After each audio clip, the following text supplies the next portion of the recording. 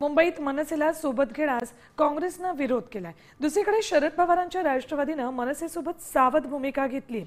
मनसेसोबत युतीचा अजून प्रस्ताव आलेला नाही। प्रस्ताव आल्यास आघाडी म्हणून निर्णय घेऊ असं प्रदेशाध्यक्ष शशिकांत शिंदेंनी म्हटले। मुंबईत काँग्रेसने शरद पवारांच्या राष्ट्रवादीसोबत आघाडी करण्याचा प्रस्ताव ठेवलाय। त्या दिवशी पण आम्ही सांगितलेलं आहे, ज्यावेळेला प्रस्ताव येईल त्यावेळेला निश्चितपणाने आम्ही त्याचा निर्णय घेऊ। अजून प्रस्ताव आला नसेल तर मी त्याच्याबद्दल चर्चा करणं योग्य नाही, पण प्रस्ताव आला की त्याच्यामध्ये आम्ही 100% निर्णय घेऊ। त्या बाबतीमध्ये काय करायचं हे आघाडीची लोक बसून आम्ही निर्णय घेऊ।